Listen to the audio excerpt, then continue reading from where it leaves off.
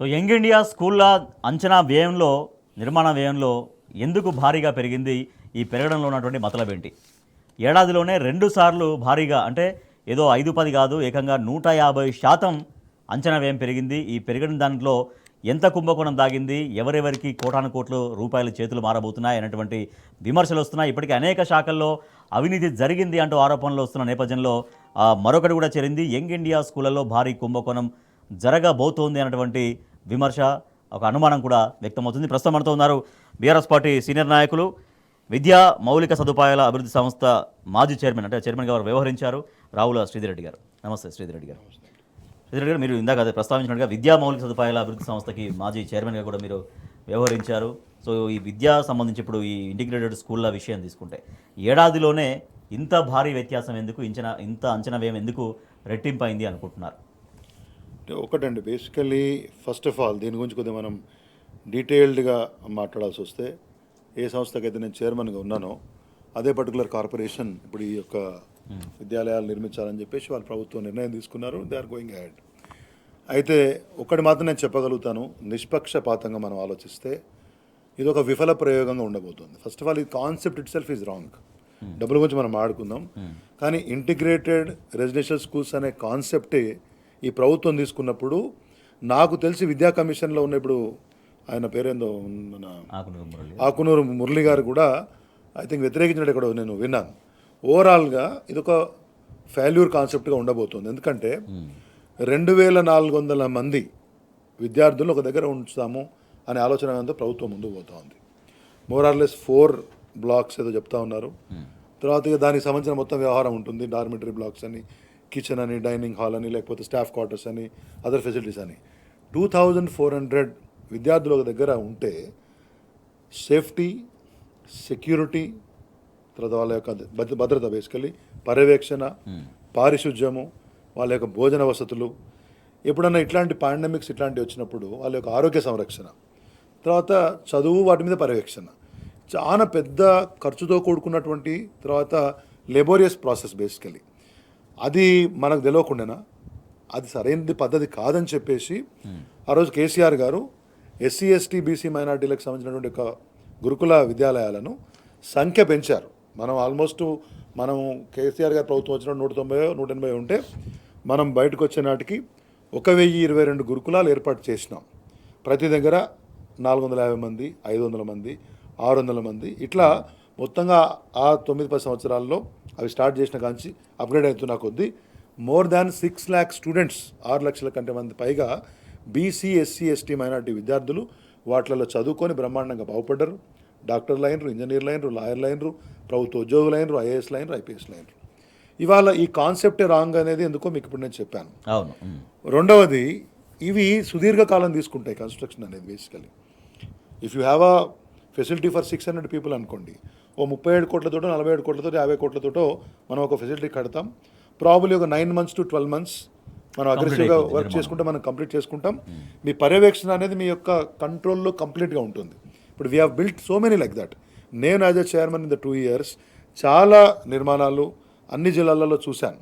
మీరు కమలాపూర్లో కూడా education complex మనం ఆ తర్వాత కేటీఆర్ గారు దాన్ని ఇనాగ్రేట్ చేశారు. చూస్తే వేరువేరు ప్రాంతాల్లో ఈ అన్ని కులాలకు సంబంధించినటువంటి యొక్క ఎస్సీ, ఎస్టీ, బీసీ మైనారిటీ యొక్క వీటిని కట్టినాం. తాండూరు అనుకోండి, మరొకటి అనుకోండి, ఇటు మన దగ్గర బండ్లగూడ, జాగిర్ అనుకోండి, ఇవాళ నిర్మల్ అనుకోండి, ఆదిలాబాద్ అనుకోండి, బ్రహ్మాండంగా 5 ఎకరాలు 3 ఎకరాల విస్తీర్ణంలో మంచిగా కట్టుకోగలిగినాం. ఇంత పెద్ద క్యాంపస్లు కట్టడం అనేది విఫల ప్రయోగంగా ఉండబోతోంది. Especially from 6th to 12th, ఇవన్నీ కూడా 6వ తరగతి నుంచి ఇంటర్మీడియట్ వరకు. మీరు చెప్పినటువంటి ఇష్యూస్ అవన్నీ కూడా సమస్యలు వస్తాయి అటువంటి ఆలోచన మన ప్రభుత్వం దగ్గర లేదా? ఇది నేను ఫ్రమ్ ద డే 1 నుంచి కూడా చూస్తున్నాను కదా, ఒక పేరు ఆలోచన అంటాం కదా, మనం పేరాశ అంటాం కదా, అంటే మాకు గొప్ప పేరు రావాలా, యంగ్ ఇండియా అనేదో, ఆ యంగ్ ఇండియా అదేదో సంస్థ రాహుల్ గాంధీది ఉంది కాబట్టి దాన్ని అట్లా పేరు తీసుకొని ఇక్కడ ల్యాండ్ చేసినట్టు కనపడింది. యంగ్ ఇండియా ఇంటిగ్రేటెడ్ స్కూల్స్ అని మేము బ్రహ్మాండంగా చేశాం, గొప్పగా చేశాం, పెద్ద పెద్ద విద్యాలయాలు కట్టామనే ఒక పేరాశ కోసం చేస్తూ ఉన్నారు తప్పితే దీంట్లో ప్రాక్టికల్గా వచ్చే కష్టాలు రేపు పొద్దున వాళ్ళు చూడట్లేదు. Because they will not be there in the government after 3 years. కానీ ఆ తర్వాత వాటి పరిస్థితి ఏంటి, నేను మీకు ఇంతకుముందే చెప్పాను. ఆల్రెడీ మనకు ఉన్నటువంటి 1022 గురుకులాలలో కొన్ని గురుకులాలు రెంట్స్లో ఉన్నాయి. ఆ రోజు మనకు అర్జెంట్ అవసరం ఉన్న దగ్గర ఎక్కడ అవసరం ఉంటే అక్కడ తీసుకున్నాం. తాత్కాలికంగా ప్రాపర్లీ సర్టిఫైడ్. కొంతమంది తెలివి తక్కువ వాళ్ళు మాడుతూ ఉంటారు, ఆడ ఇది లేకపోతే అది లేకపోతే మన టాయిలెట్లు లేకపోతే ఇది లేకపోతే ఇచ్చారు. అట్లా ఇవ్వలేదండి. ఉన్నత స్థాయి విద్యాశాఖ కార్యదర్శిని మొదలుపెట్టి అక్కడ జ్యోతిబా పూలే బీసీ వెల్ఫేర్ ఉందనుకోండి, ఎస్సీ ఎస్టీ సెక్రటరీలు ఉన్నారు, మైనార్టీ సెక్రటరీస్ ఉన్నారు. ప్రాపర్ ఒక కమిటీ అసెస్మెంట్ చేసి ఆడ నివాసయోగ్యంగా ఉంది అంటే సర్టిఫికేట్ ఇచ్చిన తర్వాత స్టార్ట్ చేస్తాం, అంతేగాని ఉత్తర స్టార్ట్ చేస్తామా? వాటికి ఈసారి మళ్ళీ ప్రభుత్వం వస్తే ఒక పక్క గురుకులాలు నిర్మించాలనే ఆలోచనలో ఆ రోజు కేసీఆర్ గారు ఉండే. ఇవాళ కూడా ఈ ప్రభుత్వము ఎక్కడెక్కడైతే గురుకులాలు రెంట్లలో ఉన్నాయో అక్కడ ప్రభుత్వ స్థలాల దగ్గర వాటిని అనువుగా ఎంపిక చేసుకొని, ఎట్లయితే మనం కేజీబీవీలు కట్టుకున్నామో చాలా చోట్ల, ఎట్లయితే తెలంగాణ మోడల్ స్కూల్స్ కట్టుకున్నామో, ఎట్లయితే చాలా చోట్ల జ్యోతిబా పూలే బీసీ విద్యాలయాలు కానీ ఎస్సీ ఎస్టీ మైనార్టీ విద్యాలయాలు కానీ కట్టుకున్నామో, ఇప్పుడు మన ప్రభుత్వం ఉన్నప్పుడే ఇక్కడ గగన్ పహాడ్ మన హైదరాబాద్ అవుట్స్కర్ట్స్లో దగ్గర నాకు తెలిసి 34 మనం మైనార్టీ విద్యాలయాలకు సంబంధించి ఆ రోజు శంకుస్థాపన చేసినాం. నాకు తెలిసి కొంతమేరకు ల్యాండ్ అలొకేషన్ అయిన తర్వాత పనులు నడుస్తూ ఉన్నాయి. ఇట్లా చాలా చోట్ల మనం పక్కా భవనాలు నిర్మించుకున్నాం. అట్లా ఇండివిజువల్గా ప్లాన్ చేసి ఉంటేనేమో దాంట్లో మంచి భావం కనపడేది. కానీ ఇప్పుడు ఏంది, కేసీఆర్ గారి పేరు కనపడకూడదు, ఆయన చేసిన పని కొనసాగించుకుంటూ పోతే మంచి పేరు వస్తుంది కాబట్టి ఆ గురుకులాలకే పక్కా భవనాలు కట్టిస్తున్నారంటే government is a continuation process. కానీ వారికి పేరు రావద్దు కాబట్టి నేనేదో కొత్తగా చేయాలనే ఒక ఫాల్స్ ప్రెస్టేజ్, ఒక hypocritic approach Revanth Reddy government పోతుంది తప్పితే విద్యా కమిషన్ మెంబర్స్ కూడా వాళ్ళు కూడా దీన్ని ఈ ప్రపోజల్ ని పెద్దగా చేయలేదు అనేది అన్నారు. అటువంటి ఫీడ్బ్యాక్ తీసుకోవాలి, జనరల్ అటువంటి ఫీడ్బ్యాక్ తీసుకోవాలి. ఈ ప్రభుత్వంలో నేను ముందు చెప్తున్న రాజేష్ గారు, ఒక ప్రణాళిక లేదు, ఒక ముందు చూపు లేదు, ఒక కన్సల్టింగ్ ది రైట్ పీపుల్ లేదు, ఒక ఫీడ్బ్యాక్ మెకానిజం లేదు. అంత గందరగోళ వ్యవస్థ రేవంత్ రెడ్డి ప్రభుత్వం నడుస్తూ ఉంది. దీంట్లో కూడా విద్యాశాఖలో గురించి నేను అడుగుతా ఉన్నాను. Basically young India integrated school అనే కాన్సెప్ట్ తోటి నష్టం జరుగుతుందని మేము చెప్తున్నాం. కనీసం చర్చించుకోవాలి కదా. ఇవాళ నేను ఇప్పటికి కూడా చెప్తున్నాను, వాళ్ళు నాకు తెలిసి ఇప్పటికల్లా 10-15 స్కూల్లో కూడా ఇంకా టెండర్లు పిలవలేదు. ఇప్పటికైనా ప్రభుత్వము ఒక ప్రధాన ప్రతిపక్ష పార్టీగా, గతంలో ఆ కార్పొరేషన్ చైర్మన్గా ఉన్నవాడిగా నేను చెప్తా ఉన్నాను, it's the wrong concept. Even now I demand the chief minister to roll back, వెనుకకు పోండి, దీన్ని వికేంద్రీకరణ చేసి ఎక్కడెక్కడైతే గతంలో గురుకులాలు ఉన్నాయో, ఎక్కడెక్కడైతే పర్మనెంట్ స్ట్రక్చర్స్ లేవో, go for it, your cost will come down. ఏమైందంటే మీరు ఇప్పుడు 600 మంది ఉన్నారనుకోండి, వీ హ్యావ్ టైం కదా, 600 మంది ఒక దగ్గర ఉన్నారనుకోండి, we will plan all facilities to the extent of 600 people. Cost automatically తక్కువ అవుతుంది, తర్వాత వేరు చోట్ల అవుతూ ఉంటుంది. మేనేజ్మెంట్ విల్ వీవి. మీరు ఇప్పుడు ఏ ఫెసిలిటీ, ఇప్పుడు మీరు ఒక స్పోర్ట్స్ ఫెసిలిటీ క్రియేట్ చేయాలా, ఓ డార్మిటరీ క్రియేట్ చేయాలా, లేకపోతే మీరు ఒక శానిటేషన్ క్రియేట్ చేయాలా, లేకపోతే మీరు ఇంకొక లైబ్రరీ ఫెసిలిటీ క్రియేట్ చేయాలా, ఒక డిజిటల్ లైబ్రరీ క్రియేట్ చేయాలా, every time you should plan to the extent of 2400. అంటే ఒకసారి 2400 మందిలో ఎంత శాతం అక్కడ పోయి దాన్ని ఫెసిలిటీ యూజ్ చేసుకుంటారనే దాని మీద, దానికి తగ్గట్టు అన్ని రకాల వసతులు, రైట్ ఫ్రమ్ ఇన్ఫ్రాస్ట్రక్చర్ అంతే కదా, రైట్ ఫ్రమ్ అంటే ఒకసారికి ఫర్ ఎగ్జాంపుల్ 2400 మందిలో ఒక విడత 600 మంది భోజనం చేస్తారు అనుకుందాం. You have to have a dormitory to 1000 people kind of. So నేనేమంటున్నా, ఫెసిలిటీ స్పోర్ట్స్ ఫెసిలిటీ అనుకోండి, huge campus again. So land acquisition cost కానివ్వండి, ఇన్ఫ్రాస్ట్రక్చర్ అది వాడుకోకపోతే ఒకలాగా, దాని మెయింటెనెన్స్ ఒకలాగా, రిపేర్స్ వస్తే ఒకలాగా. సో మీకు కంట్రోల్ తప్పిపోతుంది. When you have small units located at different places, మీ కంట్రోల్ బాగుంటుంది. అధికారులకు కూడా ఒక స్పాన్ అంటారండి. బేసికల్లీ మీరు ఒక కంట్రోల్ చేసే సామర్థ్యాన్ని, పర్యవేక్షణ సామర్థ్యం అనేది ఒక వ్యక్తికి ఎంత మేరకు ఉంటుంది, రెస్పాన్సిబిలిటీ తీసుకునే వాళ్ళకి. కాబట్టి ఇవాళ ఊరికొక స్కూలు ఎందుకు కట్టాము, అప్పట్లో గురుకులాల యొక్క కాన్సెప్ట్ అది కూడా ఉంది. కానీ కొంతమేరకు ఎవరైతే ఇంటి దగ్గర అవకాశాలు లేవో, లేకపోతే మంచి అవకాశాలు ఇంకా కావాలనో ఓ లక్ష్యం కోసం చేసుకున్నాం. ఇంత పెద్దగా ఉన్నప్పుడు ఏంటంటే automatically you will have to face all these problems. నేను ఇప్పటికి కూడా చెప్తున్నాను ఏంటంటే, గతంలో ఎట్లయితే మనం ఎస్సీ ఎస్టీ మైనార్టీ బీసీ విద్యార్థుల కోసము ఎట్లయితే పర్మనెంట్ గురుకులాలు నిర్మించామో, ఆ రకంగానే నిర్మిస్తేనే దీంట్లో ఈ లక్ష్యం సాధ్యమైతే తప్పితే, మీరు కేసీఆర్ గారి మీద కోపంతో వారికి పేరు రాకూడదు, వారు పెట్టినటువంటి గురుకులాలని మేము మార్చేస్తాం. నేను అధికారులతో మాట్లాడాను, ఏం చేస్తారా మరి, మా 1020 గురుకులాలు మా ఉన్నాయి కదా కేసీఆర్ గారు పెట్టినాయి, అవి బ్రహ్మాండంగా నడుస్తున్నాయి కదా, ఇవాళకి కూడా వాటన్నిటిలో అడ్మిషన్ల కోసం ఎమ్మెల్యే ఎంపీలు మంత్రుల లేఖల కోసం పోతున్నారు కదా, ఏం చేస్తారంటే సారిగా వాటికి గట్టారట, వాళ్ళని తీసుకొచ్చి దీంట్లో పెడతారట అంటున్నారు. నాకు అర్థం కాదు ఏంటంటే, గదే పనికైతే ఇప్పుడు నేను చెప్తా ఉన్నా, గజ్వేల్లో ఒక వసతి గృహం ఉంది, లేకపోతే మా సిద్దిపేటలో ఉంది, లేదా మన జనగాంలో ఉంది, లేకపోతే మన పాలకుర్తిలో ఉంది, లేకపోతే తొర్రూరులో ఉంది, ఎక్కడికక్కడ కట్టండి. మళ్ళీ 20 ఎకరాలు సేకరించి ఫాల్స్ ప్రెస్టీజ్ తోటి నడుస్తున్నటువంటి ఒక ప్లానింగ్ ప్రాసెస్ అనేది కంప్లీట్లీ సో అంటే నిర్వహణ అనేది చాలా ఇబ్బందులు పడే 100% అండి. నిర్మాణాలే వేస్ట్ అట్లయితే ఆ నిర్మాణాలు ఆటోమేటికల్లీ నిర్మాణం జరిగిందంటే దాని లక్ష్యము దాని ఉద్దేశం నెరవేరాలి. కానీ వాళ్ళ ఉద్దేశం దాంట్లో అది కనబడతలేదు నాకు. దాంట్లో ఏంటంటే ఒకటే దగ్గర నిర్మాణం చేయడంలో ఒకటి పేరాశ, తర్వాత ఈ ఖర్చులో ఉండేటువంటి మతలబ్ ఏందనేది మీరు మళ్ళీ చర్చ ముందుకు పోతామని నేను చెప్తాను. ఎస్ అసలు ఈ కాన్సెప్టే రాంగ్ అనేది స్వయంగా కార్పొరేషన్కి చైర్మన్గా వివరించినటువంటి రావుల శ్రీధర్ గారు చెప్తున్నారు. ఈ integrated young India integrated residential schools school concept అనేది ముమ్మాటికి రాంగ్, దాని ఉద్దేశం అనేది నెరవేరదు, అనేక సమస్యలు వస్తాయనేది వారు చెప్తున్నారు. ఆల్రెడీ ఆ కార్పొరేషన్కి చైర్మన్ గారు వ్యవహరించారు కాబట్టి. యంగ్ ఇండియాలో దోపిడీ హస్తం, ఇది యంగ్ ఇండియా స్కీమ్ ఏదైతే ఉందో యంగ్ ఇండియా ఇంటిగ్రేటెడ్ స్కూల్స్, దాంట్లో భారీ కుంభకోణం దాగి ఉంది. ఏకంగా అంచనా వ్యయం ఎటువంటి పన్ను కూడా మొదలు కాకుండానే 150% పైగా అంచనా వ్యయం పెంచి జీవో కూడా వచ్చింది అంటే దీంట్లో ముమ్మాటికి కుంభకోణం దాగి ఉంది అన్నటువంటి విమర్శలు వస్తూ ఉన్నాయి. రైట్ శ్రీధర్ రెడ్డి గారు, ఇందాక అంటే మీరు మాట్లాడుతూ అసలు టోటల్గా ఈ కాన్సెప్టే వర్కౌట్ కాదు అనేది ఒకటన్నర అయిపోయింది. ఎస్, బీఆర్ఎస్ ప్రభుత్వ హయాంలో విద్యా వ్యవస్థ బలోపేతం కోసం తీసుకున్నటువంటి చర్యలేంటి, ఆ చర్యల ద్వారా వచ్చినటువంటి ఫలితాలు ఏంటి? ఒకటి చాలా స్ట్రక్చర్డ్గా ఆలోచిస్తే ఏంటంటే, ఒకటి కేసీఆర్ గారు గమనించింది ఏంటంటే బీసీ ఎస్సీ ఎస్టీ మైనార్టీ విద్యార్థులకు ఈ సెక్షన్లకు సంబంధించి వీళ్ళకి సరైన పోషణ దొరకకపోవటం, దానివల్ల తల్లిదండ్రులు ఎక్కువ పనులకు పోవటము, పేద విద్యార్థులందరికీ సంబంధించి గురుకులాల సంఖ్య పెంచితే తల్లిదండ్రుల మీద భారం తగ్గుతుంది ఒకటి.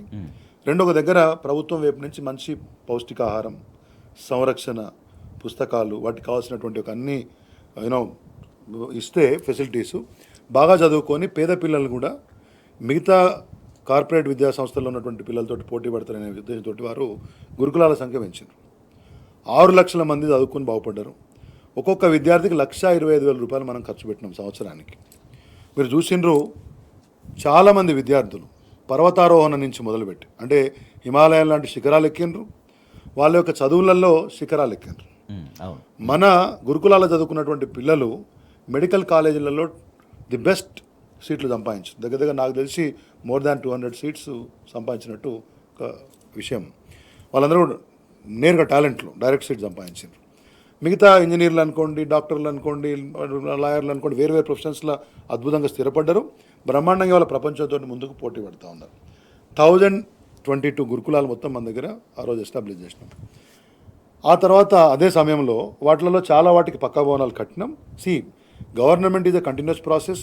ఏ ప్రభుత్వం కూడా ఒకటేసారి 1022 గురుకులాలు కట్టదండి. అంతే, ముందు ఎస్టాబ్లిష్ చేస్తే వ్యవస్థ నడుస్తూ ఉంటుంది. ప్రాథమికంగా వాళ్ళకి కావాల్సిన సౌకర్యాలు కల్పిస్తుంటాము. ప్రభుత్వం యొక్క ఆర్థిక వెసులుబాటును, ఆ రోజున పరిస్థితులను బట్టి, అనుకూలతను బట్టి మనం పర్మనెంట్ స్ట్రక్చర్స్ కట్టుకుంటూ పోతాం. As a chairman I have seen, మీకు తాండూరులో మైనార్టీ, తాండూరు ఇక్కడ పోతే హైదరాబాద్లో, నిర్మల్లో, ఆదిలాబాద్లో, ఇటు మీకు సర్వేల్లో పెద్ద గురుకుల విద్యాలయం కానివ్వండి, మోడల్ స్కూల్స్ కానివ్వండి, చాలా రాష్ట్రంలో చాలా చోట ఆ రోజు కేజీబీవీలు, తర్వాత మోడల్ స్కూల్స్, తర్వాత ఈ గురుకులాలు అన్నీ కూడా పర్మనెంట్ స్ట్రక్చర్స్ కట్టినాం. అది కంటిన్యూస్ ప్రాసెస్గా తీసుకున్నాం. అది నడిపిస్తుండే వాళ్ళం, మళ్ళీ మన ప్రభుత్వం వస్తే పూర్తిగా కంప్లీట్ చేస్తుండే వాళ్ళం. అదొక అంశం. రెండోది, ప్రభుత్వ పాఠశాలలు బాగు చేయాలని చెప్పేసి కేసీఆర్ గారు మన ఊరు మనబడి కార్యక్రమం తీసుకున్నారు. నేను ఛాలెంజ్ చేస్తాను, I was the nodal agency chairman. దగ్గర మన రాష్ట్రంలో 26,065 స్కూల్స్ని తీసుకొని వాటికి 7,288 కోట్ల రూపాయలు కేటాయించి మన ఊరు మనబడి కార్యక్రమం పెట్టాం. 12 ఐటమ్స్ కాంపౌండ్ వాల్, అంటే ప్రభుత్వ స్కూల్స్ కార్పొరేట్ స్కూల్స్ కంటే బాగుండాలి.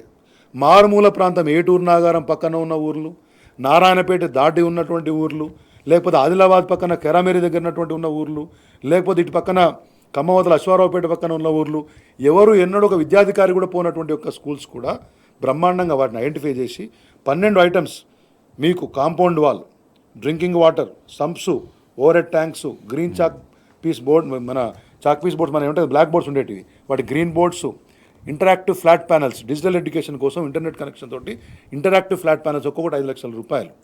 ఆ తర్వాత కన్సీల్డ్ ఎలక్ట్రిసిటీ, ఫ్యాన్లు, ట్యూబ్ లైట్స్, ఒక్క విషయం చెప్పనివ్వండి, అంతా మేజర్మైన రిపేర్స్, తర్వాత సోలార్ వ్యవస్థ ఏర్పాటు చేసి బ్రహ్మాండంగా ఇంగ్లీష్ మీడియం స్కూల్స్ అభివృద్ధి చేసి పిల్లలకు మంచిగా అన్ని రకాల వసతులు ఏర్పాటు చేసి బాగా చేద్దాం అనుకున్నాం. 3,000 స్కూల్స్ కంప్లీట్ చేసినాం. ఆ తర్వాత మిగతా స్కూల్స్ ప్రాసెస్లో ఉండేది. ఈ ప్రభుత్వం రాగానే ఆ పథకాన్ని నిలిపేసింది. ఏదో తూతూ మంత్రంగా అమ్మ ఆదర్శ పాఠశాల అని చెప్పేసి మైనర్ మేజర్ పైసలకు ఇస్తున్నారు. ఇప్పటివరకు ఆ రోజు పనిచేసినటువంటి ఒక కాంట్రాక్టర్లకు ₹1 పైసలు ఇవ్వలేదు. ఎందుకు? ఆ పథకం మీద కోపం పెంచుకున్నారు. ఈ రాష్ట్రంలో మనం కేసీఆర్ గారు ఉన్నప్పుడు నేను చెప్పిన గురుకులాలు మన ఊరు మనబడే కాకుండా ఓవర్సీస్ విద్య కోసం డబ్బులు ఇచ్చినాం. ఆ తర్వాత స్కాలర్షిప్స్ ఇచ్చినాం. మధ్యాహ్న భోజన పథకాన్ని కొద్దిగా స్ట్రెంగ్తన్ చేసినాం. సీఎం బ్రేక్ఫాస్ట్ స్కీమ్ పెట్టినాం. రాగి జావాని ఇంప్లిమెంట్ చేసినాం. ఇట్లా చెప్పుకుంటూ పోతే అనేక అంశాలు. డిఎస్సిలో టీచర్స్ రిక్రూట్మెంట్ చేసినాం. We have done so much for the education so that ఎవరైతే బీసీఎస్సీ ఎస్టీ పిల్లలు ఉన్నారో, మధ్యతరగతి పిల్లలు ఉన్నారో, లో మిడిల్ క్లాస్ ఉన్నారో వాళ్ళందరికీ ఎడ్యుకేషన్ మంచిగా అందాలని చెప్పేసి మీరు హైదరాబాద్లో ఉన్నటువంటి కొన్ని పాఠశాలలు అయితే, జిల్లాలో ఉన్న కొన్ని పాఠశాలకైతే ప్రైవేట్ పాఠశాల కంటే బ్రహ్మాండమైనటువంటి ఇంటేక్ ఉంటుంది. ఇవాళ వాటన్నింటినీ చంపేసి ఓన్లీ ధనార్జన లక్ష్యంగా ఇట్లా అడ్డగోలుగా రేట్లు పెంచుకుంటూ ఇంటిగ్రేటెడ్ స్కూల్స్ కాంప్లెక్స్ అని చెప్పేసి ఏదో గొప్పగా చేస్తున్నటువంటి ఒక చిల్లర ఆలోచనతో ముఖ్యమంత్రి గారు పోతున్న విషయాన్ని నేను మీకు చెప్పాను. అంటే నిర్మాణాలు స్టార్ట్ అయిన తర్వాత సరే కొంతవరకు కొంచెం పోతూ ఉంటే కొంచెం అంచనా ఏం పెరుగు అవును. కానీ అసలు నిర్మాణాలే మొదలు కాలేదు, ఆ కాన్సెప్టే మొదలు కాలేదు. ఏకంగా ఏడాదిలో 2 సార్లు, అది కూడా ఏదో 1-2% కాదు, ఏకంగా 150% పెరిగిందంటే దేనికి కారణం? ఇప్పుడు నేనేమంటున్నానంటే ఫస్ట్ ఆఫ్ ఆల్ ఒక కాన్సెప్ట్ ప్రాపర్గా లేకుండా ఆర్భాటంగా ప్రకటించేసినారు. ఆ తర్వాత ఏమనుకున్నారు, వీళ్ళందరినీ ఒక దగ్గర పెట్టి కలుస్తాం అనుకున్నారు. ఒక ఆయన 80 కోట్లు అన్నాడు. 80 కోట్లలో అయితే ఏం మిగులుతుంది అనుకున్నారేమో, మళ్ళీ 150 కోట్లు అయింది. నేను లెక్క చూసిన ఎక్కడో వాళ్ళు మాట్లాడిందా. బట్టి విక్రమార్క గారు 80 నుంచి 100 కోట్లు. రేవంత్ రెడ్డి గారు కొందూరుగులో మాట్లాడినప్పుడు 120 నుంచి 150 కోట్లు. ఇప్పుడు ఇవాళ మళ్ళీ 200 కోట్లు అంటున్నారు. కొన్నిటికి టెండర్లు 130 కోట్లకు పిలిచారు, కొన్నిటికి ఇప్పుడు 200 పిలిచేటట్టున్నారు. సరే, ఏదేమైనా ఒక విషయాన్ని మాత్రం నేను చెప్పగలుగుతాను ఏంటంటే ఈ ప్రభుత్వము ఒక 20% కమిషన్గా పేరుగాంచింది. దాంట్లో ఎటువంటి సందేహం లేదు. మీరు పాత కాంట్రాక్టులను అడిగినా చెప్తారు, కొత్త వర్క్ చేసేటోళ్ళని అడిగినా చెప్తారు. 20% కమిషన్ ఇవ్వకుండా ₹1 బయటకు వచ్చే పరిస్థితి లేదు. అది ఓపెన్గా చెప్పుకుంటున్నారు. కానీ ఈ మతలబ్ ఏందో వాళ్ళకే తెలవాలి. ఎందుకంటే ఒక బేసిక్ కాన్సెప్ట్ తీసుకున్నప్పుడు జనరల్గా ఏం చేస్తామంటే, చలో ఇప్పుడు మనం ఫలానా ఖమ్మం దగ్గర ఉన్నటువంటి వైరాలో ఒక కాలేజ్ కట్టాలనుకున్నాం అనుకోండి, ఆ డిపార్ట్మెంట్ వాళ్ళకి చెప్తాం, ఆడ ఉన్నటువంటి ప్రిన్సిపల్ వాళ్ళంతా మా సార్ మాకు ఒక 20 క్లాస్ రూమ్స్ కావాలి, ఇట్లా కావాలని చెప్తే ఒక 30 కోట్లు అయింది అనుకుందాం. 30 కోట్ల డిపిఆర్ వస్తుంది, పరిపాలన మొత్తం సీఎం గారు ఫైనాన్స్ కమిషన్ అంతా కాంగ్రెస్ అంతా వచ్చేస్తుంది. ఓ 30 కోట్లకు అడ్మినిస్ట్రేటివ్ శాంక్షన్ ఇస్తాం. ఓ టెక్నికల్ శాంక్షన్ తర్వాత 27 కోట్లకే ఇస్తుండొచ్చు. ఎందుకంటే యాక్చువల్గా మళ్ళీ మీరు లెక్కలు వేసుకున్నప్పుడు వచ్చి 27 కోట్లు టెండర్ పిలుస్తారు బేసికల్లీ. దాని టెండర్ ప్రకారం ముందుకు వెళ్ళిపోతాం, పని నడుస్తుంది. కానీ ఎందుకు టెండర్ల ప్రక్రియ దగ్గర వరకు కూడా రాకముందే ఉప ముఖ్యమంత్రి ఏమో 80-100 కోట్లు, ముఖ్యమంత్రి ఒక మీటింగ్లో 120-200 కోట్లు, 150 కోట్లు, మళ్ళా పరిపాలన అనుమతులకు వచ్చే వరకు ప్రతి స్కూల్కు ఒక 200 కోట్లు. 200 అనేది మరి రేవంత్ రెడ్డి గారు లక్కీ నెంబరా లేకపోతే ఫ్యాన్సీ నెంబరా? అంటే ఏ ప్రాతిపదికన? అంటే ఇప్పుడు ఇట్లాంటి బృహత్ పథకం బయటకు వచ్చినప్పుడు what is your basic idea? ఎన్ని వింగ్స్ వస్తాయి, ఎట్లా వస్తాయి అనేది ఒక అంచనా అనేది ప్రాపర్గా రావాలి. అదేం లేకుండానే లెక్క పెంచడంలో ఖచ్చితంగా ప్రజల అనుమానాలు వస్తాయి. ప్రధాన ప్రతిపక్షంగా మన యొక్క బాధ్యత అది ప్రభుత్వానికి గుర్తు చేయడము, ఆ డీటెయిల్ ఇవ్వమని చెప్పేసి కోరారు. దీని వెనుక కర్ణాటకకు చెందినటువంటి ఒక కంపెనీ, అది ఆర్కిటెక్ట్ కంపెనీ, ఆ కంపెనీ యొక్క డిపిఆర్ సిద్ధం చేసింది. దాని ప్రకారమే యాక్చువల్గా 350 కోట్లు ఖర్చు అయ్యేలా డిపిఆర్ సిద్ధం చేశారట. కానీ ఒక్కసారి అంతా చూపిస్తే అనేక అనుమానాలు తావిస్తాయి కాబట్టి 200 కోట్ల వరకే కుదించింది అనేటువంటి ఒక టాక్ అయితే ఉంది. మరి ఇప్పుడు బేసికల్లీ చూడండి, దీనిలో రకరకాల లక్ష్యాలు, వ్యక్తిగత లక్ష్యాలు. ఎందుకంటే మూసి మనం చూసినాం, ఎకాఎకిన 150,000 కోట్లు 1,00,000 కోట్లు ఎంతో మాట్లాడినారు. ఎందుకైతే అంటే ఎవరు చెప్పలేకపోయినారు. ఆయనతో 1,00,000 పోయింది, ఆయనతో పోయింది, ఆయన దాంట్లో తట్టేటట్టు మన్నెత్తిపోయలేదు. ఆయనతో కొంతమంది పేదవాళ్ళ గూడులు ఖరాబ్ చేసిండ్రు, లొలి చేసిండ్రు, వాళ్ళిద్దరు చచ్చిపోయేటట్టు అయిపోయింది. ఆయనతో ఆ పథకం అయిపోయింది. కంచగ గచ్చి భూములు అమ్ముకుందాం అనుకున్నారో, ఇద్దాం అనుకున్నారో, ప్రజా వ్యతిరేకతంగా అదే అయిపోయింది. నేనేమంటే ఈ ప్రభుత్వం అందుకే చెప్తున్నా, అసలు ప్రణాళిక ఉందా? ఎందుకు 200 కోట్లే అవుతాయి? 250 ఎందుకు కాదు? 150 ఎందుకు కాదు? తొలినాడు 80 ఎట్లా చెప్పినావు, ముఖ్యమంత్రి 150 ఎట్లా చెప్పిండు, ఇప్పుడు 200 ఎట్లయితుంది?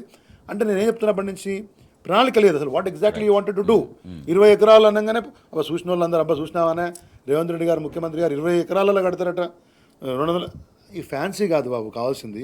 ఓ సైడేమో పైసలు లేవంటావు, ఓ సైడేమో నన్ను కోసినా పైసలు లేవు, నన్ను దొంగలను చూసినట్టు చూస్తారంటావు.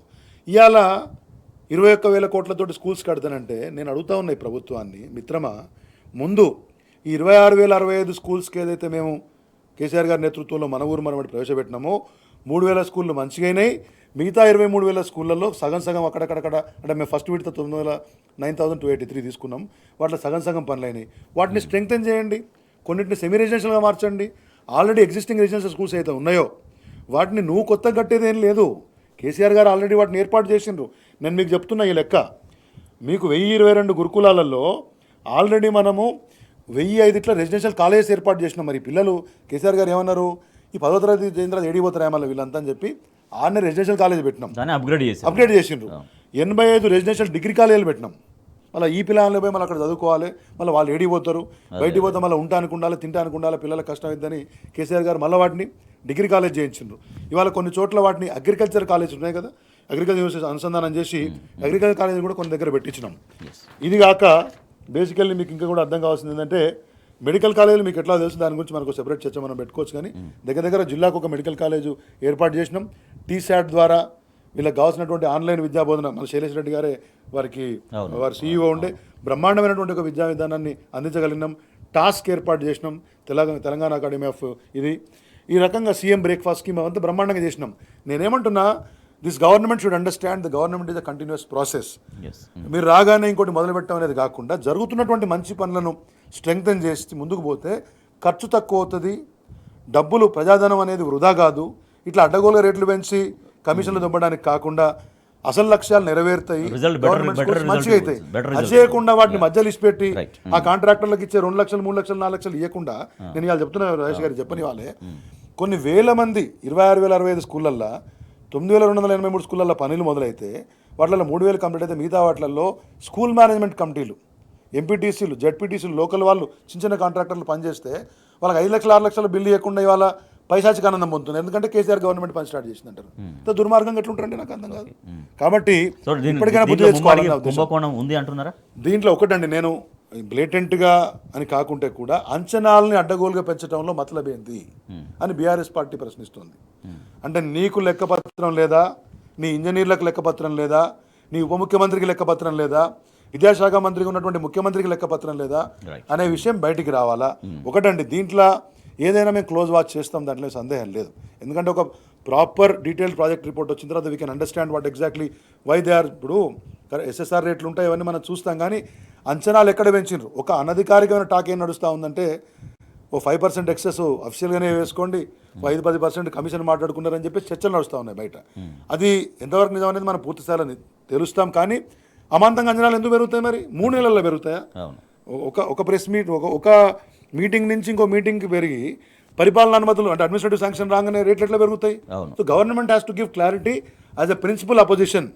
We have a right and responsibility to question the government. చివరిగా అంటే ఇప్పుడు ఏం చేస్తే బాగుంటుంది అనుకుంటున్నారు? ఏంటి ఇప్పుడు ఈ అంచనా వ్యయం పెరగడం, దీన్ని తగ్గించే వరకు ఫైట్ చేస్తారా ఏంటి? ఏం చేస్తే బాగుంటుంది మీరు అంటున్నారు? ఒకటండి, బేసికల్లీ ప్రభుత్వాన్ని ఈ తప్పుడు లెక్కలపైన పూర్తి స్థాయిలో నిలదీస్తాం. ఈ అనుమతులు అనేది ఏ ఆధారంగా ఇచ్చారు, ఎందుకు ప్రజాధనాన్ని వృధా చేసే ప్రయత్నాలు చేస్తూ ఉన్నారు, ఎందుకు మన ఊరు మనబడి కార్యక్రమాన్ని రద్దు చేసినట్టు మీరు బిహేవ్ చేస్తూ ఉన్నారు, ఎందుకు ఆ కాంట్రాక్టర్లకు 5 లక్షలు 3 లక్షలు కూడా ఇవ్వకుండా ఇలా వేలాది కోట్ల సందర్భనకు సిద్ధమైనారు. ఈ ఓవరాల్ ప్రాజెక్టే మీకు రేపొద్దున సుదీర్ఘకాలం పడుతుంది, ఇబ్బంది అవుతుంది, దీని ఇంప్లిమెంటేషన్ చాలా కష్టము. నేను డిమాండ్ చేస్తూ ఉన్నా తెలిసిన వాడిగా, అర్థమైన వాడిగా, అసలు ఈ కాన్సెప్ట్ని రోల్ బ్యాక్ చేసి మీరు మంచి వాళ్ళైతే, బుద్ధిమంతులైతే, తెలంగాణ పట్ల చిత్తశుద్ధి ఉంటే, నిజంగా ఈ ఎస్సీ ఎస్టీ బీసీ మైనార్టీ విద్యార్థుల యొక్క సంక్షేమం పట్ల, ఈ గురుకులాల వృద్ధి పట్ల మీ కమిట్మెంట్ ఉంటే డూ అ డీసెంట్రలైజ్ యాక్టివిటీ. ఎక్కడెక్కడైతే ఇప్పుడు ఉన్నాయో గురుకులాలు, వేటికి పక్కా భవనాలు లేదో వాటికి పక్కా భవనాలు నిర్మించండి. దీంట్లో పారదర్శకత మెయింటైన్ చేయండి. ఇవాళ వరకు కూడా ప్రభుత్వం పూర్తిస్థాయి నివేదికతో రావట్లేదు, ఇంకా కూడా ఇంప్రూవైజ్ చేస్తామని చెప్పేసి చెప్పుకుంటున్నారు. వాళ్ళకి ఇంకా పూర్తిస్థాయి క్లారిటీ లేదు. మీరు మొత్తం ప్రణాళిక సిద్ధం లేకుండా, భవిష్యత్ నిర్వహణ ప్రణాళిక లేకుండా ఇది గట్టి ఉత్తగానే వదిలేస్తే రేపొద్దున ఈ నిరుపయోగంగా మారుతాయి. అనవసరంగా పిల్లల యొక్క బాగోగులు దెబ్బతింటాయి. కాబట్టి ప్రభుత్వం 3 అంశాలు చేయాలి. 1, బ్రింగ్ అవుట్ ది ట్రాన్స్పరెన్సీ, పారదర్శకంగా ఉండండి. అమాంతంగా అంచనాలు ఎందుకు పెరిగినాయో ముఖ్యమంత్రి గారు వివరణ ఇవ్వాలి, ఎందుకంటే ఆయనే విద్యాశాఖ మంత్రి. 3, ఎప్పట్లోగా పూర్తవుతాయో మీరు చెప్పాల్సిన అవసరం ఉంది. 4, ఇప్పుడున్న గురుకులాల యొక్క పరిస్థితి ఏమిటి? 5, నేను మొత్తంగా చెప్తున్నా, ఈ పద్ధతిని మానుకొని ఇంటిగ్రేటెడ్ సిస్టమ్ మంచిది కాదు, ఎక్కడికక్కడే ఈ భవనాలు కడితే బాగుంటుంది అనేది నా ఉద్దేశం. బహుశా అదే మనందరి ఉద్దేశం అయి ఉండాలి. దాన్ని ఇంప్లిమెంట్ చేస్తే సంతోషం. రైట్గా యంగ్ ఇండియా స్కూల్ నిర్మాణం వెనుక మతలబ్ ఏంటి? ఒక్కసారిగా అకస్మాత్తుగా మీన్స్ అమాంతంగా ఏడాదిలోనే 2 సార్లు 150% పైగా ఎట్లా పెరిగింది, ఎందుకు పెరిగింది, ప్రజలకు లెక్క చెప్పాలంటూ బీఆర్ఎస్ పార్టీ డిమాండ్ చేస్తుంది. తప్పుడు లెక్కలపైన నిలదీస్తాం ఈ ప్రభుత్వాన్ని. అసలు టోటల్గా ఏదైతే కాన్సెప్ట్ అనుకున్నారో ఆ కాన్సెప్టే అది రాంగ్ కాన్సెప్ట్. అది 100% అది ఉపయోగపడని కాన్సెప్ట్గా చెప్తున్నారు రావుల శ్రీధర్ రెడ్డి గారు. ఆల్రెడీ వారు విద్యా మౌలిక సదుపాయాల అభివృద్ధి సంస్థ చైర్మన్గా వారు చేసిన అనుభవంతో ఆ మాట చెప్తున్నారు. Thank you so much Ravula Sridhar Reddy గారు. ఎస్, ఇది వాటి బరాబర్ అడుగుదంలో ప్రత్యేక చర్చ. చూస్తూనే ఉండండి టీ న్యూస్.